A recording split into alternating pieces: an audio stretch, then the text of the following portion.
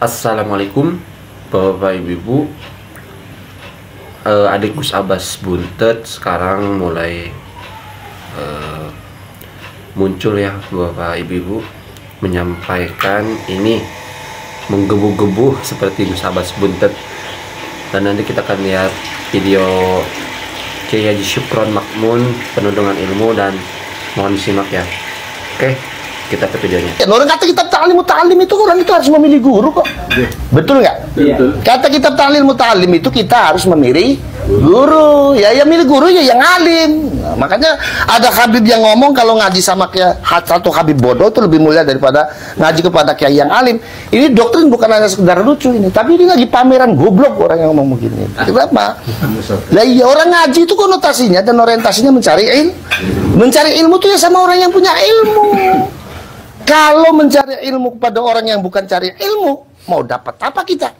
Analoginya sama, kalau kita mau mancing ikan, mancingnya di baskom, udah tahu baskomnya nggak ada ikannya, kita tetap mancing. Ini kalau bukan orang soak, siapa? Kan begitu kan? Satu, yang kedua, pameran goblok lagi.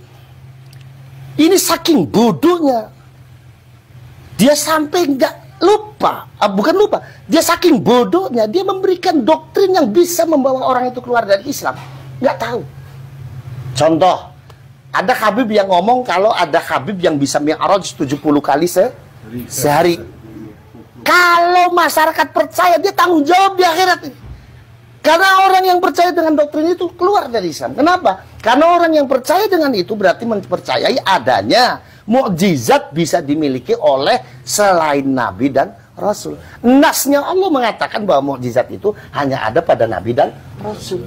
Kalau ada orang yang selain Nabi dan Rasul punya mukjizat, wajib tidak percaya.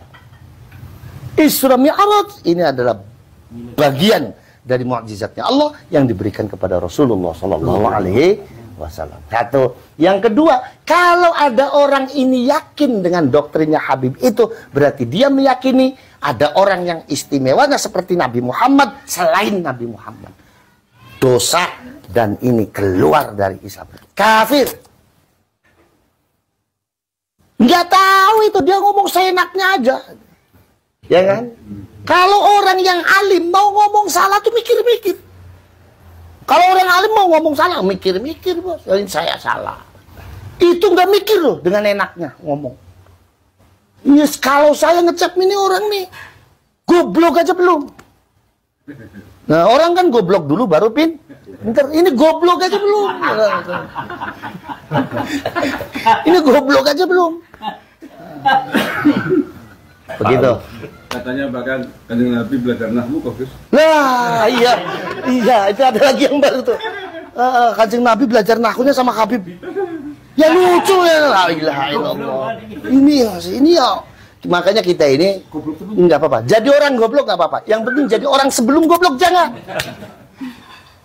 Seperti itu, sederek-sederek sekalian. Jadi kesimpulannya tidak usah lagi ngundangi Habib gitu. Nggak usah lah, nggak usah.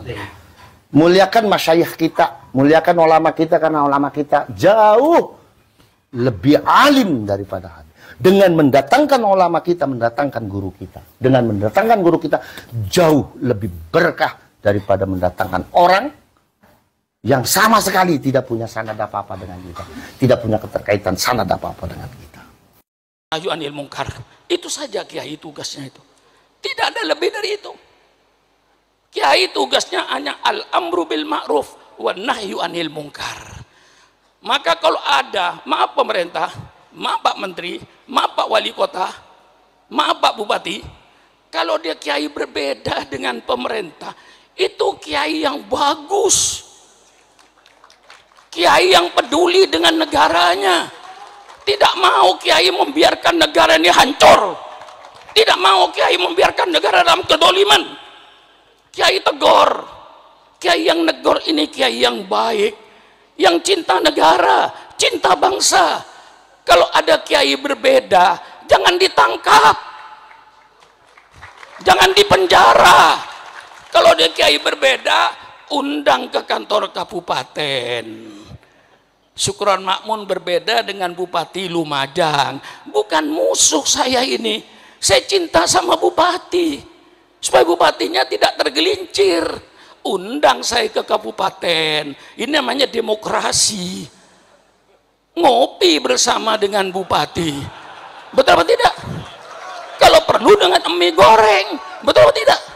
Mari bicara apa maunya Pak Sukron. Oh begini Pak Bupati Lumajang, begini Pak Bupati Pasuruan, sesuai dengan Al-Quran dan Sunnah Nabi begini. Kan enak toh. Jangan dimusuhi, lalu dianggap lawan. Ulama ini yang mendirikan republik ini. Kalau tidak ada ulama, tidak ada NKRI. Saya tegas, persilakan yang mau nuntut. Tidak ada ulama, tidak ada NKRI. Saya berikan fakta. Karena yang sekarang jadi pemimpin ini orang yang tidak baca sejarah barangkali. Ya, Al-Mukarram Kiai Stakuf itu yang akrab dengan saya dulu kakeknya. Kiai Bisri Mustafa yang akrab dengan saya kemana-mana. Lalu dengan Kiai Ulil Bisrinya, sekarang cucunya. Lah ini perlu baca sejarah. Ketika Indonesia mau proklamasi, Bung Karno bikin 60 panitia, gagal. Akhirnya bikin 9 panitia.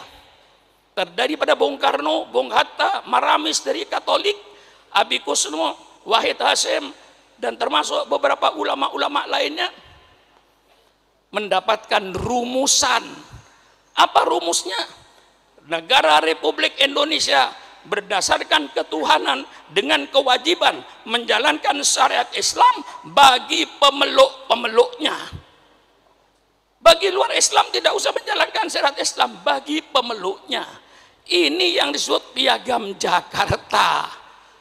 Dengan mendapatkan satu format yang jelas, negara Republik Indonesia berdasarkan ketuhanan dengan kewajiban menjalankan syariat Islam bagi pemeluknya. Maka Bung Karno diminta untuk segera proklamasi tanggal 17 Agustus jam 10 pagi. Proklamasi, kami bangsa Indonesia dengan ini menyatakan kemerdekaan Indonesia. Hal-hal yang mengenai pembinaan kekuasaan dan lain-lain akan dilaksanakan dengan cara saksama dalam tempo yang sesingkat-singkatnya.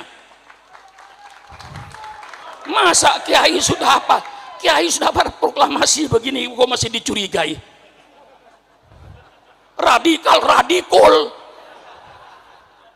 Apa-apaan itu? Nggak ada itu. Kiai radikal tidak ada. Kalau Kiai Amar Ma'ruf Nahi Mungkar, Kiai Bah ada. Betul kan? Kita ini cuma menawarkan konsep. Kita ingin melaksanakan peradaban Islam yang berdasarkan Quran dan hadis. Ini yang kita inginkan. Karena banyak peradaban yang berdasarkan hawa nafsu. Seperti night club, dansa, joget, telanjang. Itu peradaban, tapi dasarnya nafsu. Kami ingin bentuk suatu peradaban, suatu bangsa berperadaban yang berdasarkan Quran dan Sunnah Nabi. Ini kami mau tonjolkan. Walladzi arsala rasulahu bil huda wa dinil haq liyudhhirahu 'alad dini kullih. Dialah Allah yang mengutus utusannya dengan petunjuk dan agama yang benar. Untuk apa itu, Kiai? Liyudhhirahu, untuk diperlihatkan kepada bangsa Indonesia, ini syariat Islam. Anda mau pakai persilakan, Anda tidak mau pakai persilakan. Wa ma alaina illal balaul mubin. Inilah syariat Islam. Kiai harus berani menampakkan ini syariat Islam. Bagaimana syariat Islam dalam berkeluarga, bagaimana syariat Islam dalam bermasyarakat, bagaimana syariat Islam dalam ekonomi, bagaimana syariat Islam dalam politik. Semua Islam ada. Jangan dikira tidak ada. Yang sekarang pada kiai pada takut bicara politik.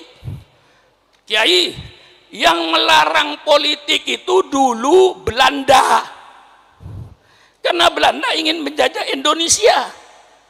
Kiai dilarang baca politik, tidak boleh bicara politik di masjid, di Masjid Salim dan lain-lainnya. Itu yang melarang bicara politik Belanda. Kalau sekarang masih ada orang yang melarang kiai bicara politik, itu berarti sisa-sisa Belanda. Jelaskan. Jelaskan. Itu sisa-sisa Belanda itu. Persilakan. Kalau Kiai sayang negara, kalau Kiai cinta sama NKRI, saatnya Kiai bicara politik. Politik Al-Quran, politik sunnah Rasulullah, bukan politik kebohongan, bukan pencitraan, tapi kejujuran politik yang diminta itu. Betul apa tidak? Persilakan Kiai bicara politik. Politik Al-Quran, bicara politik, politik sunnah Rasulullah. Yang kayak tadi itu Pak Bupati dan Pak Menteri, itu semuanya dalam Islam ada. Jangan mempersulit urusan rakyat. Hadis, man waliya min amri ummati fasyaqqa alaihim fashquq alaih. Barang siapa yang memegang pimpinan urusan umatku, dia mempersulit urusan umatku, maka dia nanti akan dipersulit oleh Allah di padang mahsyar.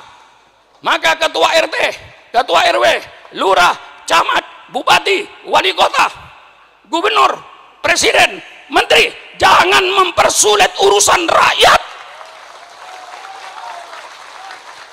Kalau bisa dipermudah, mengapa dipersulit? Jangan sebaliknya. Kalau bisa dipersulit, mengapa dipermudah? Iblis. Nah, ini betul?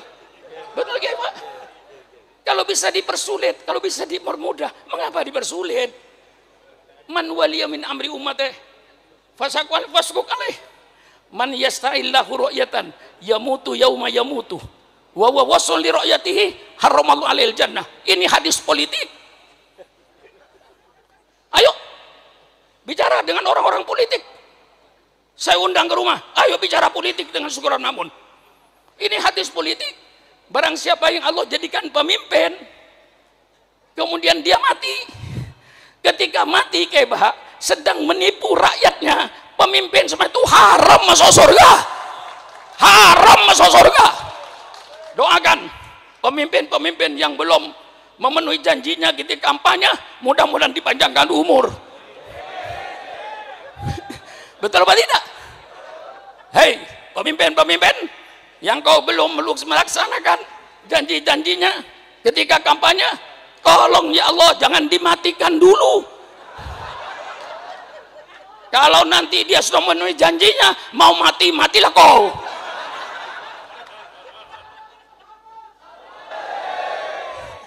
Kurang apa saya ini? 83 tahun. Nggak pantas saya bicara begini nih.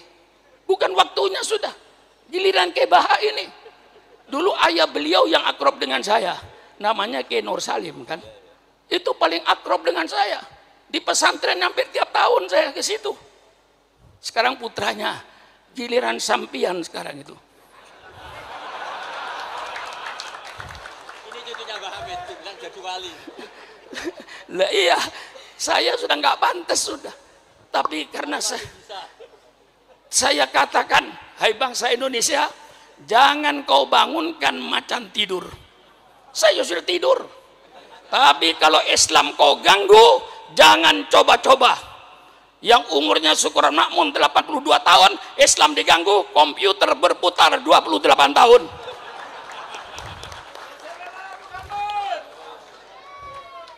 Betul? Betul. Nah, kalau saudara ingin tahu pemerintah terus terang aja, Syukuran Makmun, ketua RT, ketua RW, lurah, camat, sampai bupati, sampai presiden, semua yang ada ini tidak ikut berjasa dalam NKRI itu. Yang berjasa dalam NKRI itu siapa? Yang di kuburan itu. Kita cuma pandai makan jasa. Bapak Haji saya pandai makan jasa. Jangan hanya pandai makan jasa, tapi kau harus pandai pula berjasa. Orang yang hanya pandai makan jasa tapi tidak mau berjasa, itulah orang-orang yang hanya pandai berjoget di atas kuburan orang lain. Jangan kau berjoget di atas kuburan orang lain. Betul atau tidak? Mari kita berjasa. Sudah pemilihan umum, biayanya mahal, 100 triliun lebih, dipilih oleh rakyat, digaji oleh rakyat, gajinya 60 juta ke atas. Kok yo tego? Sudah gajinya gede kok yotego masih nyolong duit rakyat. Itu kemana perasaannya? Sudah tidak ikut berjasa. Yang berjasa pahlawan itu. Maka kalau pemerintah ingin tahu kontribusi umat Islam terhadap NKRI, saya katakan pemerintah, kalau pemerintah ingin tahu tentang bantuan umat Islam terhadap NKRI, tolong pemerintah adakan sensus kuburan. Loh, betul kan? Sensus kuburan. Tiap kabupaten ada teman pahlawan kan? Pasuruan ada, Probolinggo ada, Sidoarjo ada, Mojokerto ada, taman pahlawan. Tolong pemerintah masuk taman pahlawan itu.